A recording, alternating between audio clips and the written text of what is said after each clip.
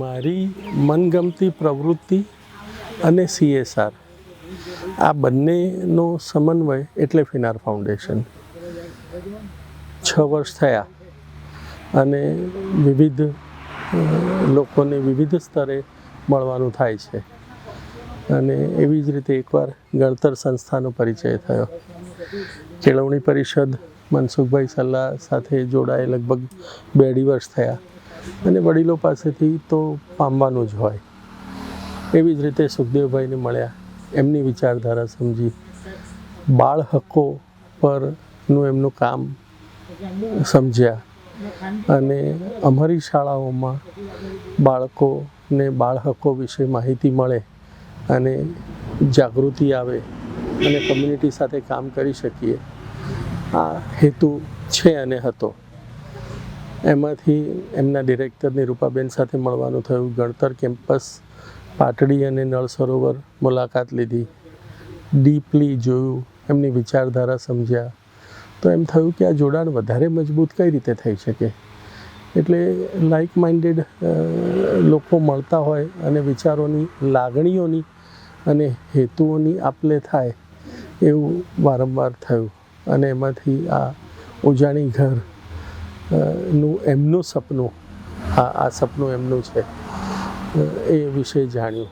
તો એમ થયું કે આ તો ગંગા છે, હાથ નથી ધોવા, પીવી જ છે.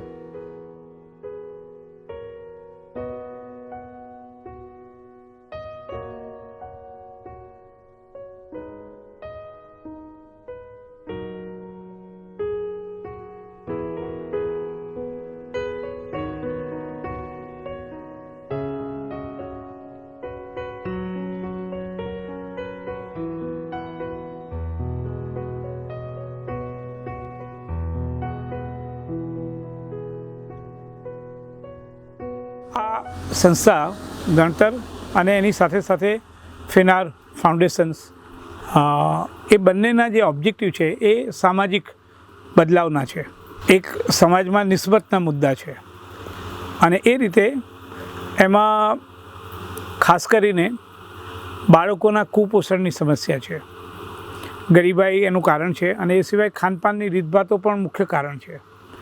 એટલે ગુજરાતમાં અને આ વિસ્તારમાં બધે જ મોટા પ્રમાણમાં બાળકો કુપોષિત છે.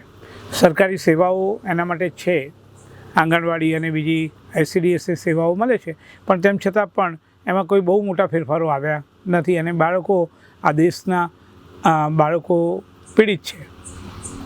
અને એવું જ એનું બીજા અંતિમ છેડાની વાત કરીએ તો ખાધે પીધે સુખી સંપન્ન કુટુંબના જે બાળકો છે તેની ખાવાની ટેવો પણ એમને અત્યારે શહેરીકરણ અને દેખાદેખીના કારણે અને સ્વાદમાં ફાસ્ટ ફૂડ, જંક ફૂડ અને એમાં પણ મેંદો, ચીઝ અને એ બધું ખાઈને અતિપોષણ, જેને જાડાપણું કહીએ, ઓબેસિટીસ, અને એના કારણે જે સમસ્યાઓ પેદા થાય છે તે પણ છે. આ બંને અંતિમ બિંદુ છે, કુપોષણ અને અતિપોષણ. ઉજાણી એ આમ તો એક કૌટુંબિક પ્રસંગ ગણાવવો જોઈએ. આપણે ત્યાં પરંપરાગત રીતે આપણે મિત્રો સાથે, સ્નેહીઓ સાથે, કુટુંબીઓ સાથે ઉજાણી કરવાની એક પરંપરા આપણી છે અને એમાં ઘેરથી બનાવીને આપણે મનગમતી વાનગીઓ લઈ જઈએ છીએ. કુદરતના ખોરે જઈને કોઈ મંદિરમાં, કોઈ નદી કિનારે, કોઈ વનરાજી પાસે બેસી અને બધા નિરાતે જમતા હોઈએ છીએ. જમવાનું તો એક નિમિત્ત હોય છે, પણ એમ કરતાં એકબીજાથી વધારે નજીક આવવું અને નિકટતા અનુભવવી, એકબીજાને સમજવા અને એનાથી જીવનનો આનંદ પામવો, એ ઉજાણીનો મહિમા છે. અહીંયા આપણે જે પ્રયાસ કરી રહ્યા છીએ એમાં ભાવ આ જ છે, ઉજાણીનો ભાવ છે, પણ એ એક સાહસ છે. અહીંયા આ એક ચોક્કસ ભોજન ગૃહ છે, એક રેસ્ટોરન્ટ પ્રકારની વ્યવસ્થા છે જેમાં કોઈ પણ વ્યક્તિ આવી શકે છે, પણ એમાં કોમર્શિયલ ઇન્ટરેસ્ટ નથી. એ સસ્ટેન થવું જોઈએ, એ ચાલવું જોઈએ. એટલે એના માટેની જે જરૂરી છે તે વ્યવસ્થા જરૂર કરીશું. આ ઉજાણી ઘરની અંદર બાળકોના અધિકારોની દૃષ્ટિએ આપણે આપણા પોતાના ઘરમાં આપણને બાળકો વાલા જ છે ને બાળકોનું ભલું જ ઈચ્છીએ છીએ, તેમ છતાં બાળકોના મનોભાવને કેટલા સમજી શકીએ છીએ, બાળકોની ઈચ્છાને આપણે કેટલો આદર કરીએ છીએ. અત્યારની જે રમતો, જે મોટાભાગે વિડીયો અને ટીવી સાથે બાળકો ઉત્તરોત થઈ ગયા છે, પણ એમાં એમનું શરીર સૌષ્ઠવ અને શારીરિક કૌશલ્ય બંને વિકસે અને એ રીતે એમની મનની ચપળતાઓ પણ આવે, જે આપણી દેશી રમતોમાં છે. તો એ બધું પણ એમનામાં આવે એ માટે પણ અહીંયા ઉજાણી ઘરમાં બાળકો સાથેની વાત હશે. અહીંયાની જે ખાનપાનની વ્યવસ્થાઓ છે એમાં અમુક વસ્તુઓ નહીં વાપરવાનો દુરાગ્રહ કરવાના છીએ અને એમાં ખાંડનો ઉપયોગ બિલકુલ નહીં કરીએ. ગળપણ જોઈએ, ગળપણ એક મજાનો ટેસ્ટ સ્વાદ છે, એ જાળવવો જ જોઈએ, પણ એમાં ખાંડનો ઉપયોગ બિલકુલ નહીં કરીએ. ચા પણ હશે તો ગોળની હશે અને એ પણ સ્વાદિષ્ટ હશે અને એ ટેસ્ટ તમને કદાચ એવો ચસ્કો લાગી જાય કે તમે ખાંડની ચા ઘરમાં બનાવવાનું જ બંધ કરી દો. તેવી રીતે ખાંડના વિકલ્પમાં ગોળ, બીજા પણ મિષ્ટાન બનાવીશું તેમાં પણ ગોળ વાપરીશું. એ જ રીતે મેદાનો ઉપયોગ બિલકુલ નહીં કરીએ, કારણ કે એ તો આરોગ્ય માટે બહુ જ નુકસાનકારક છે અને એમાં પોષણ બિલકુલ મળતું જ નથી. એ જ રીતે જાડું ધાન્ય એટલે કે પોલિશ થયેલા ચોખા, જેમાં વિટામિનના બધા તત્વો પોલિશ થતી વખતે એના જતા રહે છે, એને બદલે હાથ છડના ચોખા, જેનો કલર સહેજ સફેદ કરતાં જુદો જ હોય, પણ તે પૌષ્ટિકતા એની અંદરથી રહે, તો જેમાંથી પોષણ ના મળતું હોય તેવું ખાવું નહીં, સ્વાદિષ્ટ જરૂર ખાવું.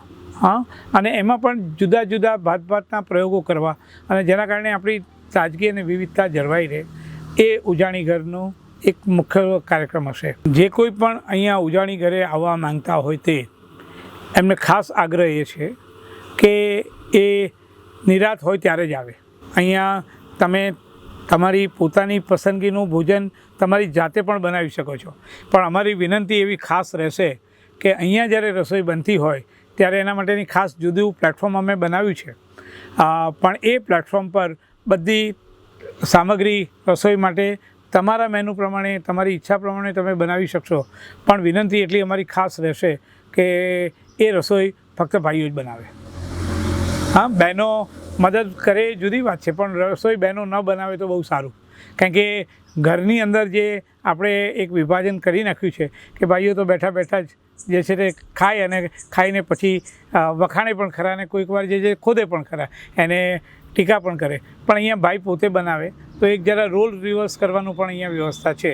સમયાંતરે પખવાડિયે દેશના વિવિધ ભાગોમાંથી એની ખાસ જે વાનગીઓ છે જે તે વિસ્તારની, ઉદાહરણ તરીકે મરાઠી ભોજન હોય, ઉદાહરણ તરીકે કેરાલિયન ફૂડ હોય, કે ખાસ અવધી ફૂડ હોય કે બંગાળી વ્યવસ્થા હોય, તો એવું દરેક 15 દિવસે બદલાતું રહેશે. એટલે એની અંદર પણ ભોજનની વિવિધતાઓ પણ આપણી પાસે અહીંયા આપણે કરીશું.